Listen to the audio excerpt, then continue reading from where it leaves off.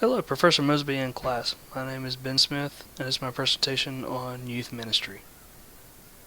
Going on to the title. The title of my presentation is Effective Youth Ministry. Yeah, of course, with the title that you already know what my profession is going to be, a youth minister. Going on to my name, which you already know is Ben Smith. Today's date is 21 May. And of course, class information. How you doing, Professor Mosby? And of course, our name of the course is Coll100, Spring B Session, years 2017. On to the introduction of my presentation. Why youth ministry? People talk about being, that youth ministry is hard work, and it is, but it's very rewarding. To be able to instill faith-based practices to help build up and strengthen the youth of today, it is very rewarding to see them grow from singing "Jesus loves me, this I know" to actually walking out their faith, and not just walking out their faith, but witnessing to other teens. That's how you know you got an effective youth ministry.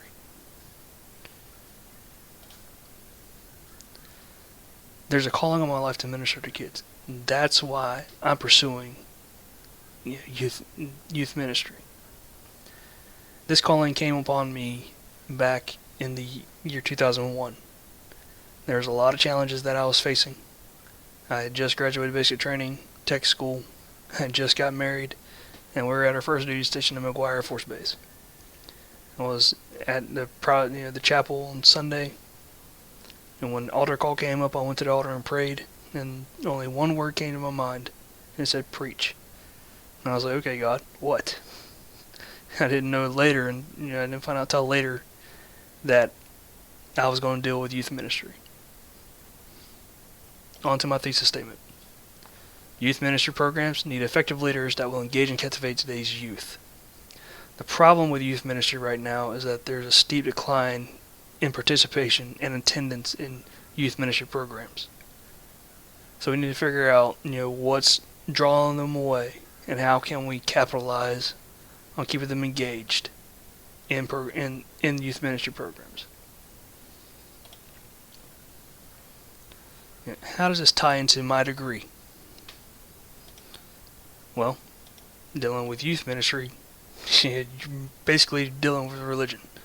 So that's why I'm pursuing the Bachelor's of Religion. Not just for that reason, but to have a overall general knowledge of different faiths and different beliefs and different religions. That way, if teens come to me with questions, I can point them in the right direction without just giving them a overall statement that would ruin my credibility with them.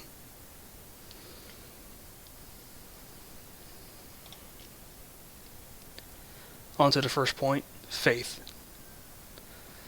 Faith, is it a factor in ministry? I'm going to say yes. And there's many different venues and, how would you say,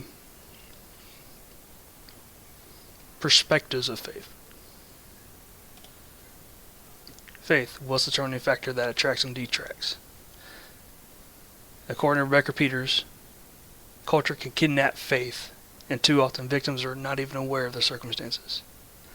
Now, what Miss Peters is talking about here is a generational divide, and it starts in the home, which my bullet pretty much reiterates that.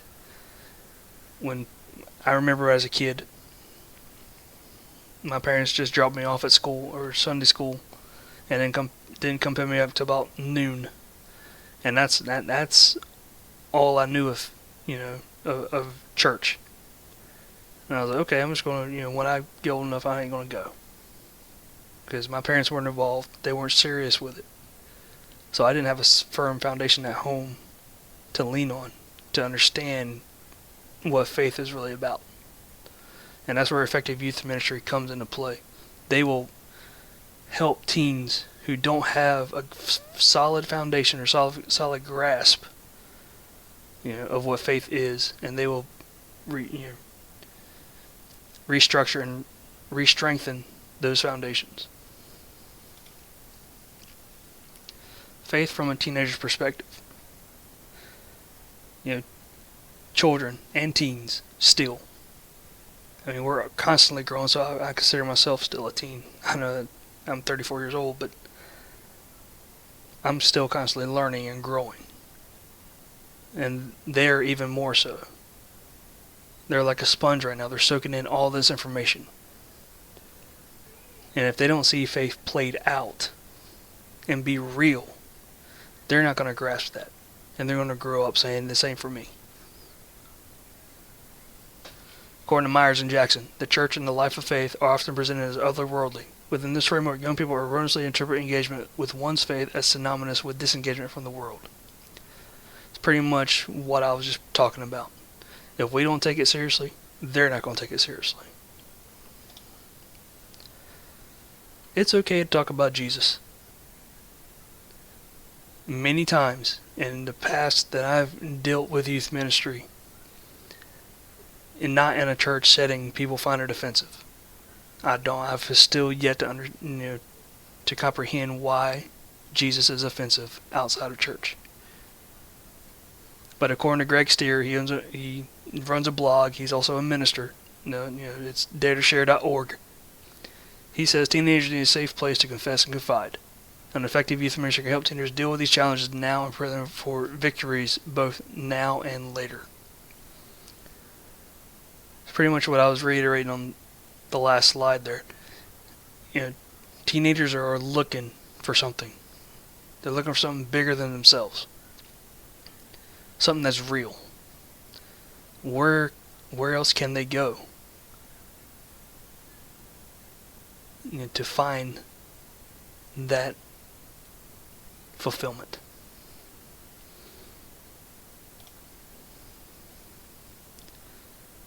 So with that is the challenges of meeting their needs.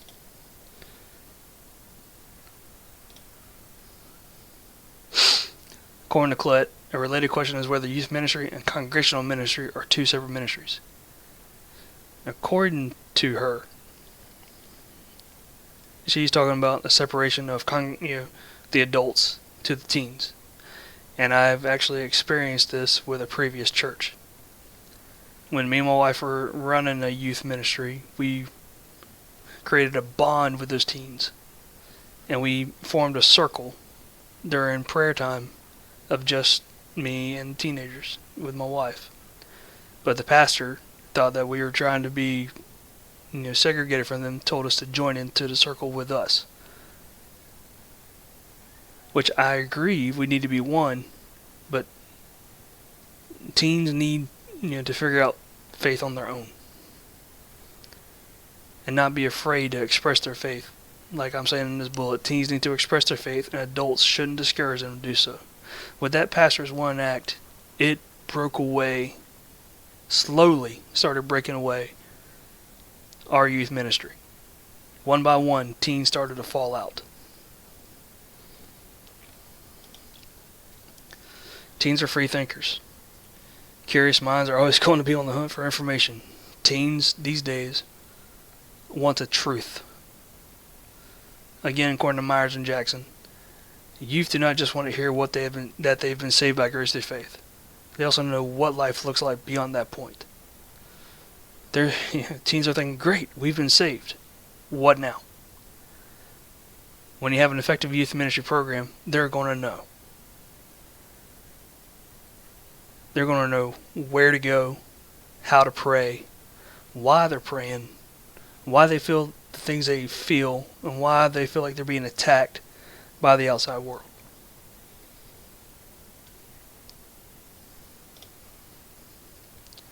Teens Faith Talk. This picture was taken at a conference in eastern Pennsylvania, and they're actually spreading the love of Jesus. They're boldly going before other groups and expressing Jesus' love to them. And according to Carlson, the possible shame of being judged by other believers and found wanting, or of possibly being identified as a judgmental Christian, or of being exposed as a person of faith when the faith was deep and tender, unspoken, and often unformed, all created a sense of profound vulnerability in participants in these conversation groups when it came to speaking of faith.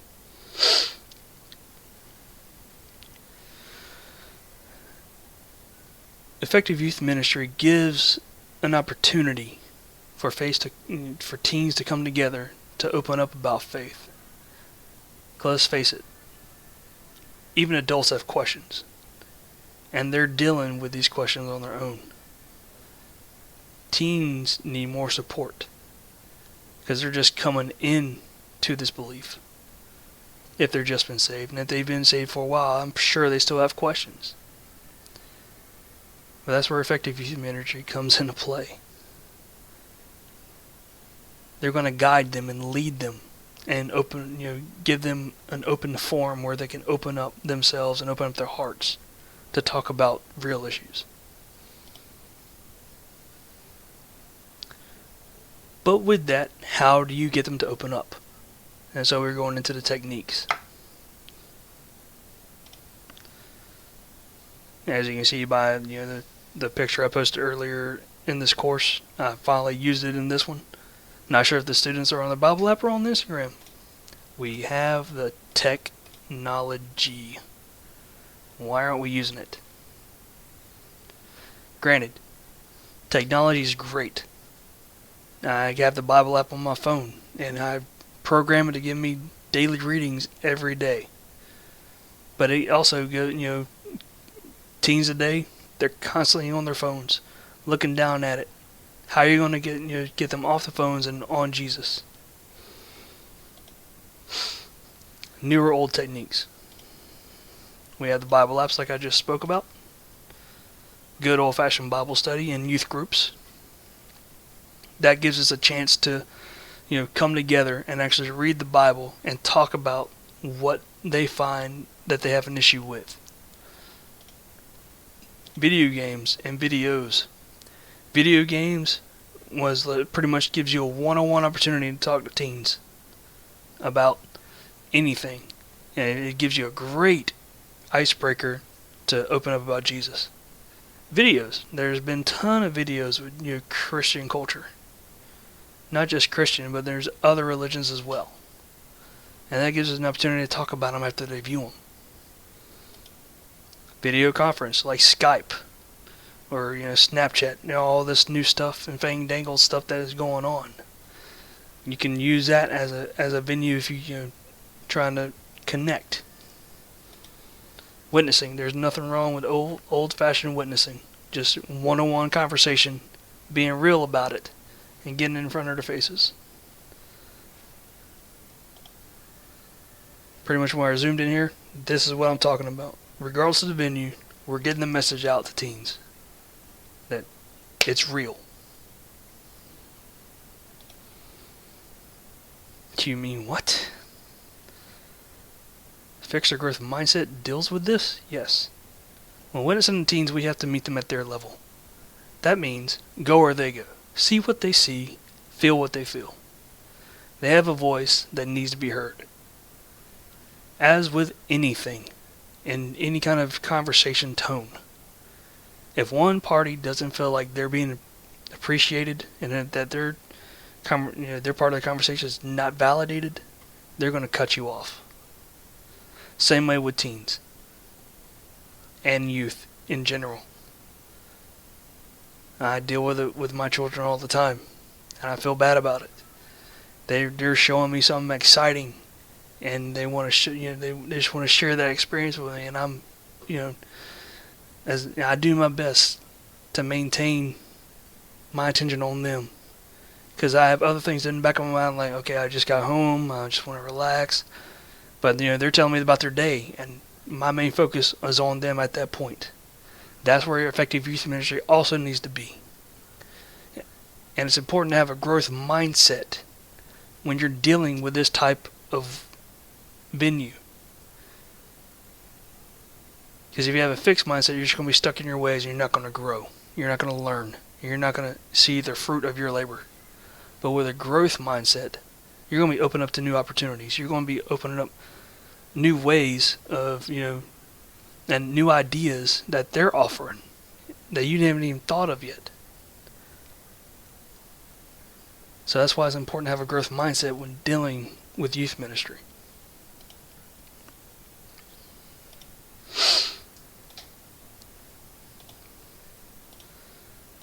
And pretty much reiterating what I've just said was a one-on-one.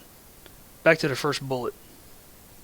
According to Carlson, in their basic connection to God, their struggles in their lives, and how their lives might matter to the world. Teens are looking for a connection with something higher than themselves. I mentioned this earlier. They're looking for a higher power. Youth ministers, kind of the church, adults, parents, that is their opportunity to show them who that higher power is. Whether it be God, Jesus, their faith.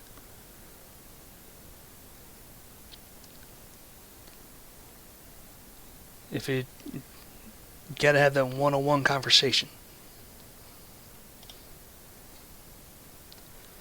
Talked about techniques.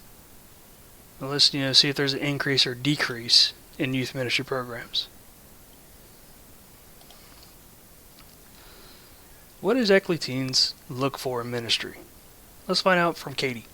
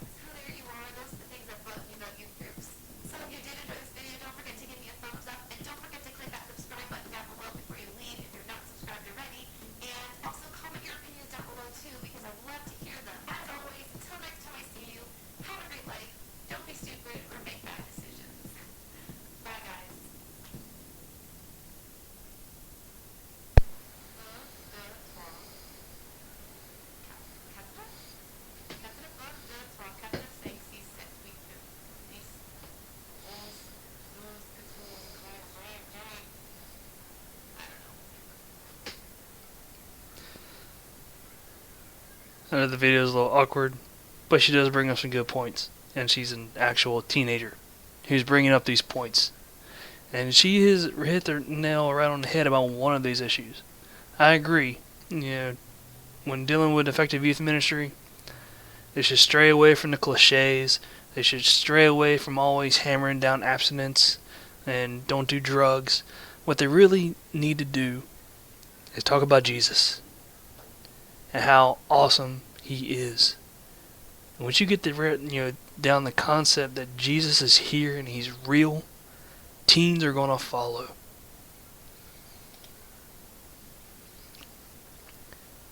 We need to keep teens engaged, like I stated earlier. According to Myers and Jackson again, we believe that youth have become disillusioned with the church as well as faith because we have not been able to introduce them to a vibrant faith that seems to matter in their day-to-day lives. Okay, granted, teens know the Bible. Don't think that they don't. They probably know more than I do. So what effective youth ministry needs to do is introduce them to God.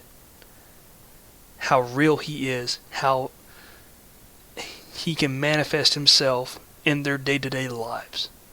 Once that happens, you will keep them engaged. They're going to come back to see how God is going to move in their life the next day, and the next day, and the next day.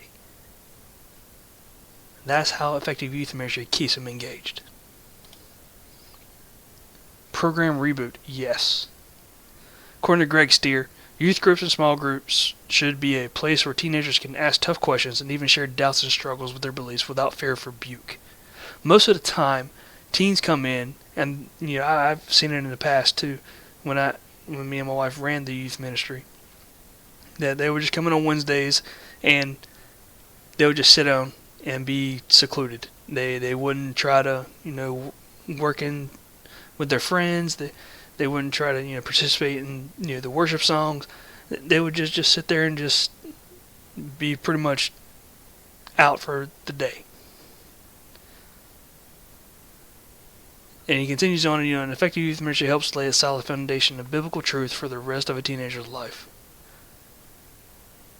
If we can somehow tap into their mindset and challenge them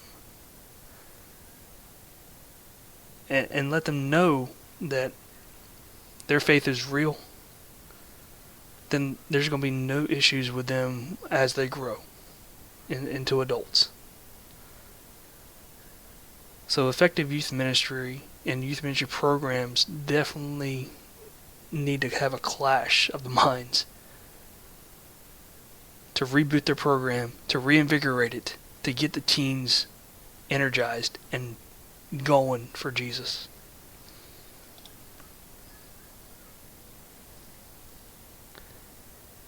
Going into the conclusion, there are many different avenues that we can do to witness to teens and to keep teens involved in church and youth group programs. But there's, one goal that remains. Teens. There is an awesome opportunity when you have teens involved in the ministry. And one is all that it takes to create a ripple effect. Think of a puddle. You throw a rock in that puddle, it creates a ripple. The ripple starts out small, but then it expands and keeps expanding, and then you have more ripples that follow after that, and they keep expanding and they keep expanding. And that's what happens when you have an effective youth ministry dealing with children and teens. All you have to do is just get one involved and see how exciting it is, and they're going to go tell their friends. And they're going to tell their friends, and they're going to tell their friends, and they're going to tell their friends until you have a vibrant and invigorating youth ministry. According to Nell, in light of my description of the church in the previous point, it can be expected that I will argue that the first of that will have to change is us. Only disciples can make disciples, who also make disciples, who all make disciples, until Jesus comes again. Nell's pretty much reiterating my point of what I just talked about with the ripple effect. If we can grasp that and use it to the best of our ability, we're going to see a better youth ministry program instilled and teens.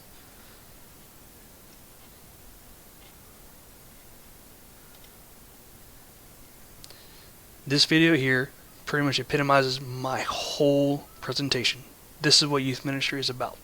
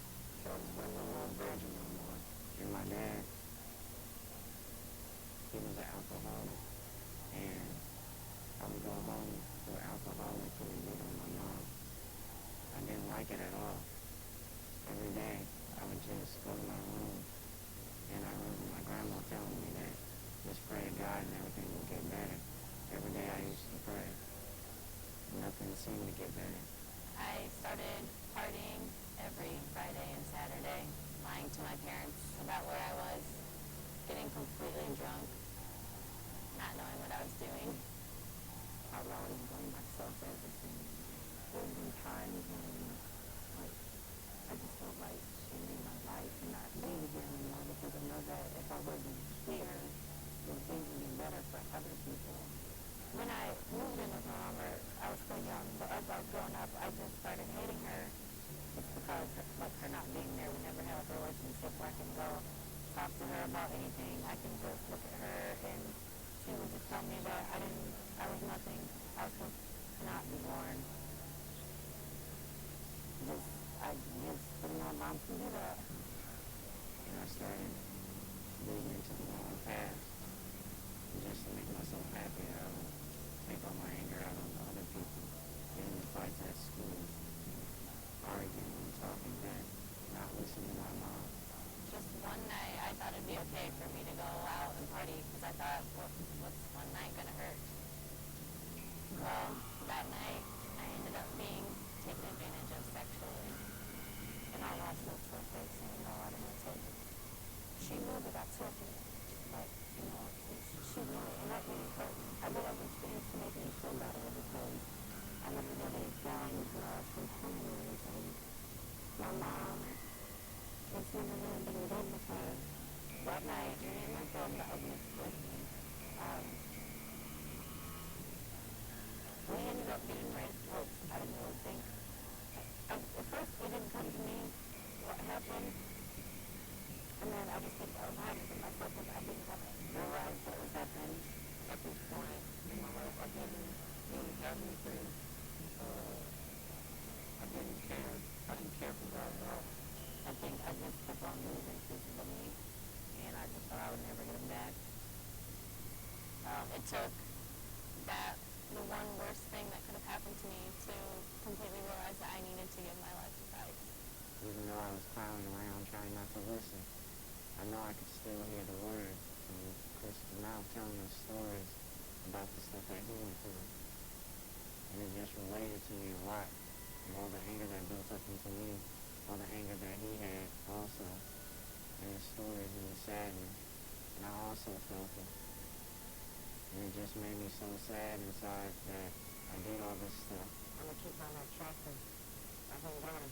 Coach is always trying to talk to me. I think he's always like trying to get through me. I feel like that I'm one of his ones that he wants to make. I want to show God's love to other people because there's a lot of people who like me who think that nobody cares about them and that God's not there. And after me coming or going anywhere, like going to church or coming to work or class, after I was doing somebody else's favor, like after I was helping them, and what I didn't realize the whole time was that they were going to affect me. I really found Christ this summer before camp started, like a little bit before Christian friendliness. It's really helped me. It's shown me a different perspective on life and everything. I got saved, and it just changed my whole life around. I stopped doing all the bad stuff that I used to do, stealing and all that. I was seeing all these kids that I was a role model to, all the people who loved me, being hurt by the bad choices I was making, of drinking and partying and lying. It really hit home, and so I dropped all of it. I dropped all of it for God. I don't steal no more. I don't check no more. I have no more. I just feel like I stopped because I wasn't for my sins. But it's Christ's word to come up and save me every time. I feel like something bad's going to happen. He's always there to back me up. But what I said made me realize that I needed God more than I thought. And it just showed me everything that I can do, everything that I can do. And it just inspired me. I decided there's no more falling through. It's not just a phase. It's my life. And ever since then, I've completely given my life to Christ. I'm Mary Copeland, and Christ is my hope. My name is Stephen Dwayne Prezi. by Jesus, and Christ is my hope. My name is Simply Frank, and Christ is my hope. Coll100, and Christ is my hope. I am Kiwi Porter, and Christ is my hope. I am Ronald Thomas, and Christ is my hope. I'm Andreas Lisbonell, and Jesus is my hope.